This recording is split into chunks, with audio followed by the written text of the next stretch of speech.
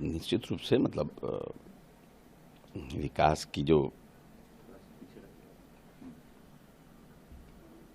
बड़ा लाइन खींचे थे नीतीश जी ने, जो भी व्यक्ति आएगा उसके लिए एक बड़ी चुनौती रहेगी नीतीश जी के फुट स्टेप्स को फॉलो करना, उनके तरह काम करना, घोर से घोर विरोधी के लिए सम्मान रखना, ये सब बड़ा बात है।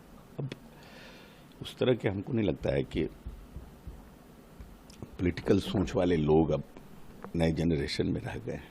जो नीतीश जी की सोच थी, जिस तरह से उन्होंने बिहार को बांध करके रखा था, चलाया था, क्या आपको लगता है कि अब आने वाले दिन में या भविष्य में कोई दूसरा नीतीश कुमार बिहार के लिए बन पाएंगे? नीतीश कुमार तो कोई नहीं हो सकता। नीतीश कुमार न कभी नीतीश कुमार पैदा हुआ था, न नीतीश कुमार पैदा होगा। जितना कि हम आपको जानते हैं, हम 12-15 सालों से अशोक चौधरी जी, अगर आज अशोक चौधरी जी हैं तो उसमें नीतीश जी का बहुत बड़ा योगदान है। मतलब आप जहाँ भी थे, हम आपको आज से नहीं, तो कैसे मतलब आप लोग कैसे रह पाएंगे उनके बिना? सबसे बड़ी सवाल तो ये उठेंगे। नहीं रहने का कैसे, हमारे तो राष्ट्रीय अध्यक्ष रहेंगे। जब सेशन होगा तो दिल्ली जाएंगे, बाकी तो बिहार में रहेंगे, उनके मार्गदर्शन में चलेगा। लेकिन एक है कि a leader is leading from the front. अब है कि खुद नहीं रहेंगे हाउस में, डांटना फटकारना, मंत्री कोई जवाब दे रहा है उसमें फंसता था तो उठ करके उसको बेल आउट करना, बहुत चीजें थी जो आप विदाउट नीतीश कुमार हाउस रहेगा।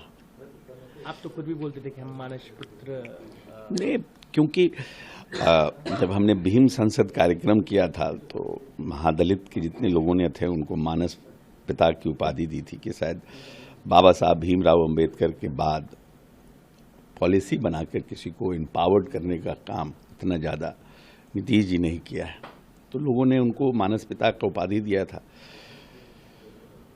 और मानस पिता तो उसी को कहते हैं जिसको आप एक आइडियली उनको आप मानते हैं, अपने आइडियल मानते हैं, उनकी तरह काम करना चाहते हैं, उनकी तरह बनना चाहते हैं, उनकी तरह बनने की कोशिश करना चाहते हैं।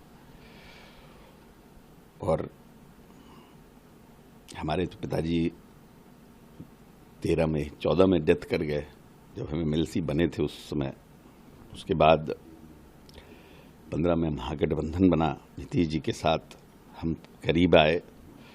और उसके पहले हम 364 किलोमीटर पैदल चले थे भूमि अधिग्रहण बिल के खिलाफ।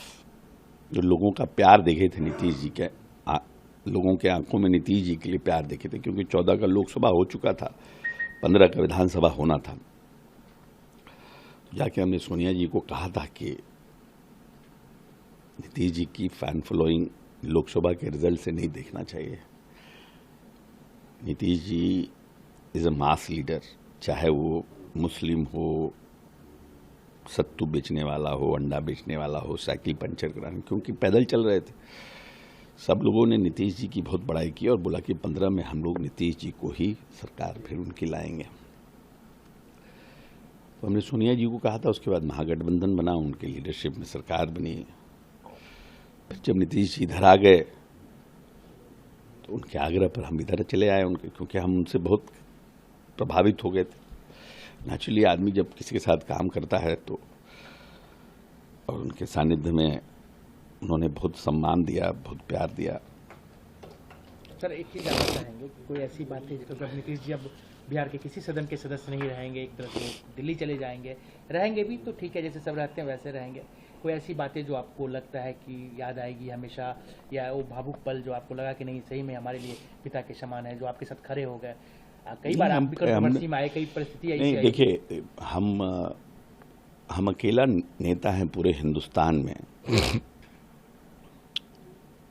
जो दलित परिवार से आते हैं, जो 6 महीना तक बिना किसी हाउस के मेंबर रहे हुए नीतीश जी ने मंत्री बनाया, मंत्री रखा। और उसके बाद जब मंत्रिमंडल नई सरकार बनी 20 में, तो फिर उन्होंने बिना किसी हाउस के मेंबर बनाए हुए हमको मंत्री बनाया। मराठा हैं, राजपूत हैं, ब्राह्मण हैं, ऐसा आपको मिल सकता है उदाहरण, मगर पूरे देश में हम सिर्फ अकेला दलित हैं जिसको नीतीश जी ने एम्पावर्ड किया।